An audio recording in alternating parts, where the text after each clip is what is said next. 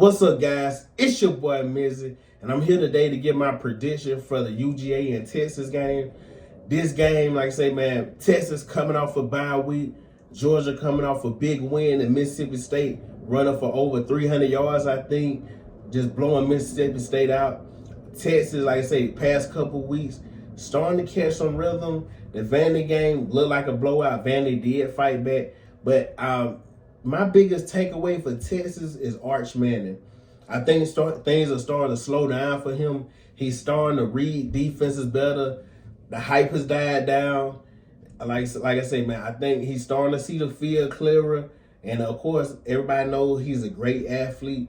Matter of fact, this game, like I say, could come down to Gunnar Stockton and Arch Manning using their legs, because they both are great at extending drives, creating plays.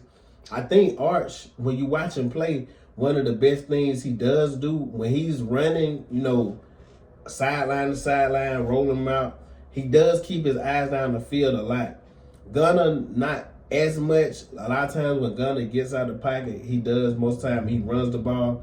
But like I said, man, I think Arch Manning is seeing a lot clearer, and he could be great this game. As far as Gunnar Stockton, I think Mike Bobo has been calling a great offensive game plan. I know Mike Bobo gets a lot of criticism. When I talk to a lot of Georgia fans, they hate him.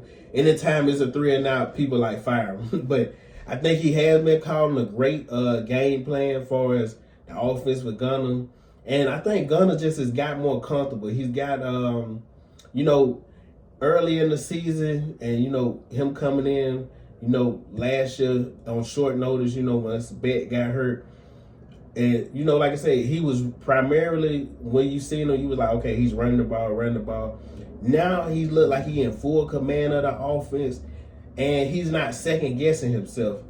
I know it was some games that, it's almost like when I would say about Jalen Milroe last year. You got to trust your abilities and trust yourself. When the guy's open, you got to throw the ball. You got to let it rip. And Gunnar, he's doing that right now. Like I said, he's playing great ball. And like I said, man, this is going to be a great game. But a couple key things I got wrote down. Texas has been struggling to protect Arch all year. The one thing, UJ hasn't been the best at getting to the quarterback. We all know a lot of them guys that probably would have been up in the transfer portal in Missouri, and other places. But UGA last week, they did start to get some pressure on the quarterback.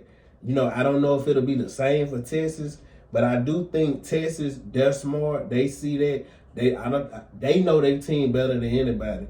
I think Sark will roll Arch out a lot. He's not going to a lot of times just let Arch just drop back and them 3-step drop backs. I don't like Texas when they 3-step drop backs, probably versus this defense. Because and Texas kills a lot of people. If you watch them, those screen passes, Wingo, Livingston, they kill people right there.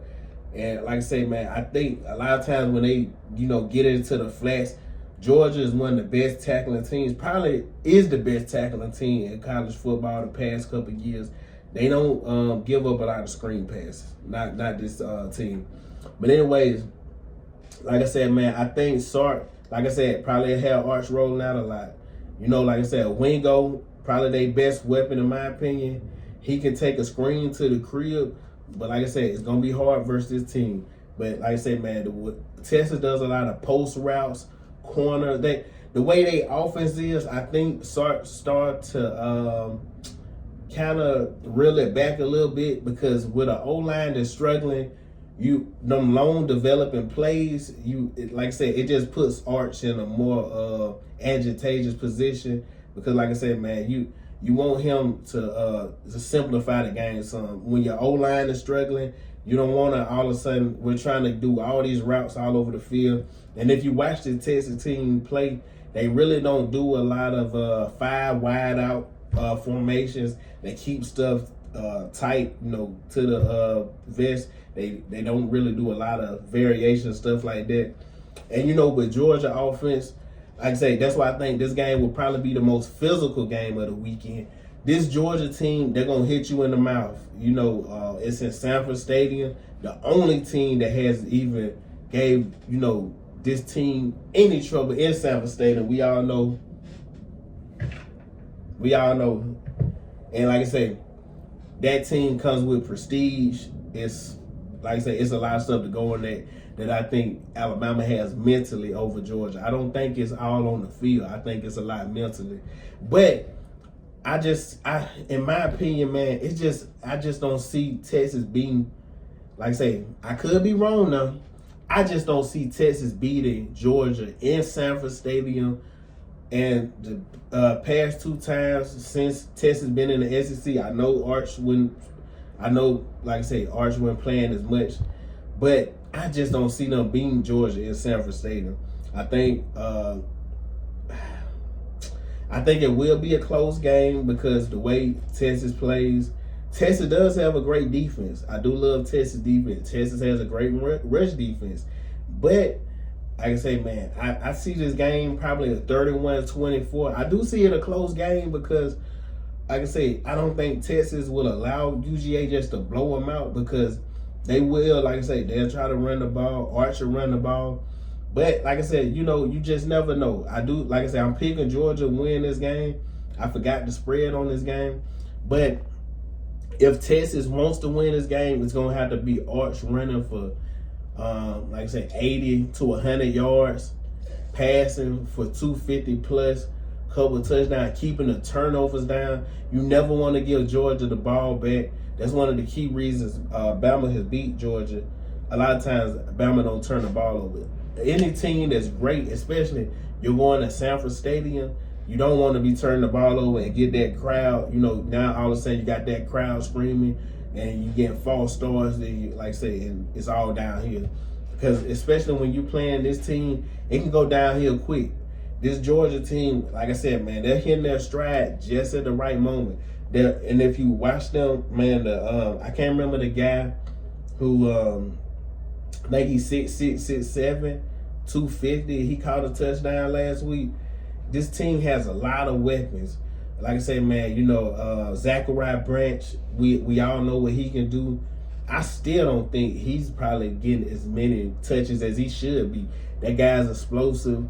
Like I said, just like I was talking about, Wingo could take a screen to the crib. Zachariah Branch, on the other side, he can take a screen to the crib. Like I said, he's very great, getting in and out of his routes. That guy, I don't think he ever takes a play off if you watch him play. Like I say, man.